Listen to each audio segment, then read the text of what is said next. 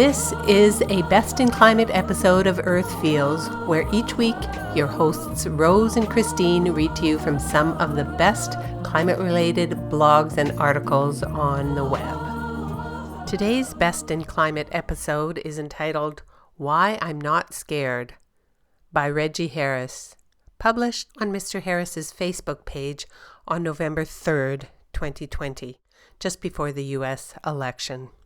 While this article was prompted specifically because of the November 4th election in the United States, it is applicable and inspirational to all of us who are working for a more just and environmentally stable world. And those climate activists out there will be aware that fear is a regular companion on this journey because the science is so stark and unforgiving. So, thank you, Mr. Harris, for this inspiration, and a shout out to all of you climate activists who are listening to this podcast. I'm Christine, your host for this episode. Let's get started. Why I'm not scared. I wasn't going to write this. In fact, I talked myself out of it at least 5 separate times. I said to myself, who will read it or hear it in the way you intend? That was before my friend and colleague Annette Marquise from the Living Legacy Project sent this article. And Mr. Harris is referring to a CNN article published on November 1st entitled 4 Ways Jim Crow 2.0 is Shaping This Presidential Election.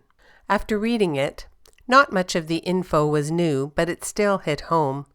Thousands of heartfelt and anxiety-filled comments and posts on Facebook, Twitter, and in every other social and political corner available really pushed me over the edge.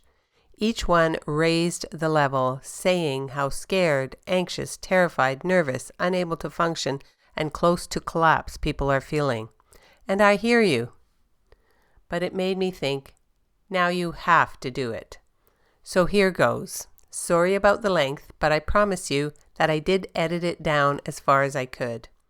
Tonight I wrote a Facebook post that said, "Take a deep breath, friends. We're going to be all right." Many seemed to think that I was saying, don't worry, it will all come out like we want it. Tomorrow, goodness will be restored. Many responses seemed to indicate that I was trying to soothe nerves by guaranteeing that all will be well. That was not my intended message, and I'm sorry I was not clear. It may go that way. Numbers seem to indicate that chances are good that it will, maybe even great. But I have no crystal ball, and I sure enough don't trust the numbers. I am not a fan of polls. No, I was speaking from a source of wisdom passed to me by people who have survived more than 400 years of having to sweat this stuff out. Vote for the lesser choice again and again as the prudent thing, and then watch other people be okay when we ain't okay. Yes, this nation is divided. Many say that it's as much or more so as it was at the time of the Civil War. And that is true for much the same reason. Donald Trump and the GOP have classically made race, division, and hate the dividing line for citizens to choose a direction for our nation. And just as in that scurrilous time, white people are having to choose which side they are on. For people of color, it's always been about survival. The choice involves other issues of greed, class, and otherness as well, and in truth, Trump has managed to co-opt some people of color with his lies and promises that were a staple of the ruling class during slavery. But he has mostly convinced whites that he is the savior of their very existence, and they are flocking to that message in trucks, cars, and vans with alarming emotional fervor. So now, as many white people have been stirred, nudged, or violently been shaken awake, that message has created a situation where they have reason to fear and realize that with his staunch hatred of liberals and, quote, others, he and his henchies will eventually come for them to bully, batter, kidnap the too loud leaders and push their proverbial bus off the road. I'm hopeful that this gives more clarity on why I am not finding fear to be useful.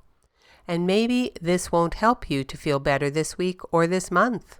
Maybe not even until all the dust settles on this latest incarnation of political, financial, and racist/sexist trauma.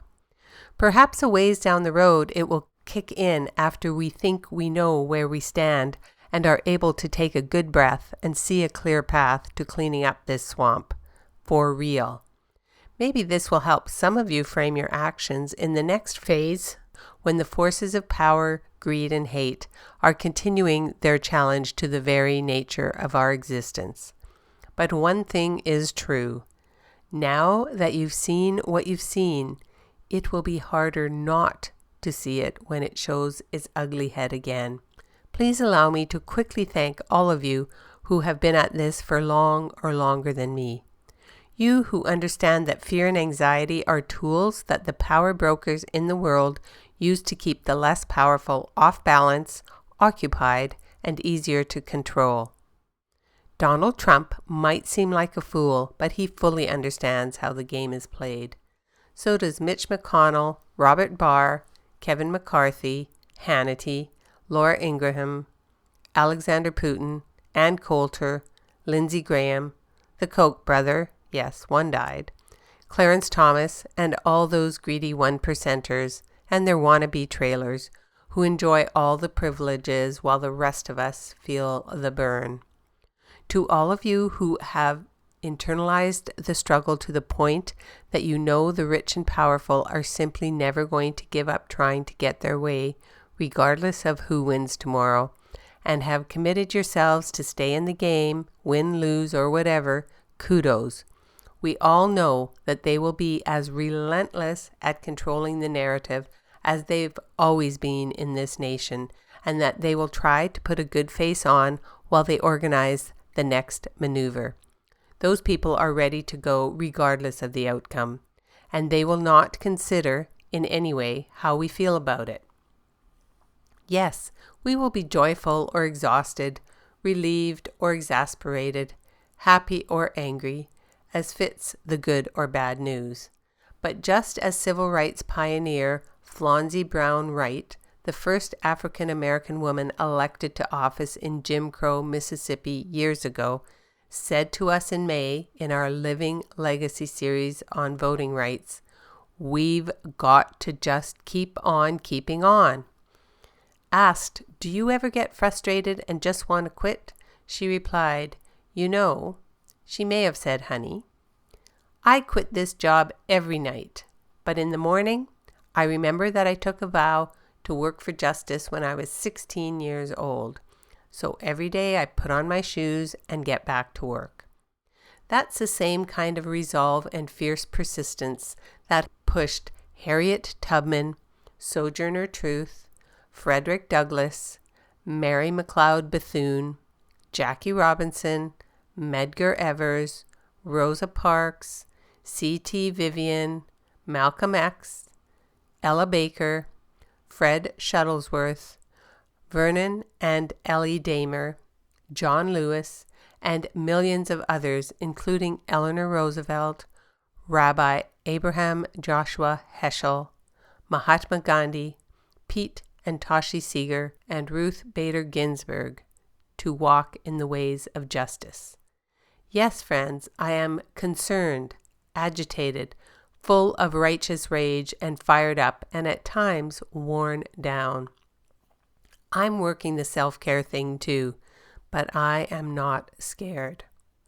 We have seen millions of young people embrace a new energy and create strategies of revolution, and millions of people of all races, backgrounds, persuasions, and in some cases political opposition, come awake and alive to take to the streets, where many of them still are. They march, tweet, organize, chant, lie down in the streets, and say, "No more." We have seen corporations and companies, perhaps engaging in enlightened self-interest, release statements that say Black Lives Matter and state that no children of any background deserve to be separated from their parents or locked in cages. We've watched millions who have begun addressing our hate-filled and divisive past, including my own family of Wickhams and Hewletts, acknowledging that they, women, children, men, agender, bigender, and non-binary alike, are ready to shape a new vision of America. We've seen mums, dads, able-bodied, and person of varying abilities willingly face armed thugs posing as authorities and be gassed, shot, illegally arrested, and injured as statues and symbols of hate have been toppled to the ground while calling for redress and accountability.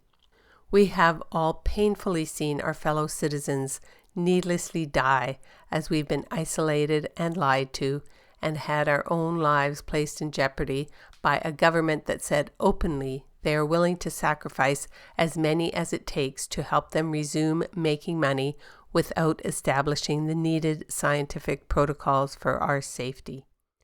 We've watched athletes and entertainers stop the game and show and share their time, their money, resources, and their platform in support of justice as doctors, nurses, teachers, factory workers, and first responders have selflessly offered and sacrificed themselves in service to us. We watched a man dispassionately kill another man in 8 minutes and 46 seconds and collectively lost our breath. We have seen inhumanity explained away as normal human behavior, and we are tired, stressed, and worn. But I am not scared. I am committed, enraged, and disgusted, yet also hopeful and ready. I do not write this because I am confident that things will go the way I believe they should. Donald Trump and the GOP have told and shown us for months that they plan to steal this election. They don't even bother to deny it. But they're also trying to steal our will, and in the spirit of those who have gone before, and in the spirit of those who have risen up in the last 6 months, I absolutely refuse to let them own my will or incite my fear. I invite you to flip the fear response and reorganize your energy for the ongoing mission to turn this nation around. I know that for some of you, this will be a new and at times a totally uncertain and frustrating endeavor. I'm with you, and I love that you have signed on to ride this train. Feel free to admit that you need some guidance, and feel free to let go of the guilt if you just climbed on board. But as Bernice Johnson Reagan and Sweet Honey in the Rock sang, we who believe in freedom will not rest until it comes. We're just getting started. Joe and Kamala will need to hear our voices when they break through. You see, I am hopeful. And when you need a break, a supportive word, song, or a hand to hold, virtually or otherwise, know that we got your back and your side. But let's do this in the spirit of Fannie Lou Hamer, who said, "I'm sick and tired of being sick and tired." How about that for a mantra?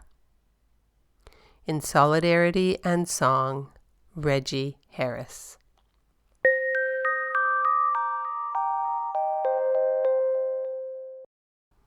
You just listened to the post entitled Why I'm Not Scared by musical storyteller Reggie Harris, posted on November 3rd, 2020 on his Facebook page and read with the author's permission. Mr. Harris is a musician. He calls himself a musical storyteller on his YouTube channel, and He's from Philadelphia, Pennsylvania. His Facebook page describes him as a joyful troubadour of songs that celebrate freedom, justice, and community. Music makes love flow. We're not done the fight for justice and a livable future for future generations yet. So thank you, Mr. Harris, for the inspiration on the journey. And we'll include a link to Mr. Harris's YouTube channel on our website. That's this week's episode of Best in Climate for Earth Feels. Special thanks to singer-songwriter Kristen Hoffman for generously allowing us to use Song for the Ocean. Thanks for listening. Don't forget, subscribe to our podcast so you don't miss an episode. Catch you next time. Bye-bye. Children of the earth, I'm calling out. There's a mission for you and for me.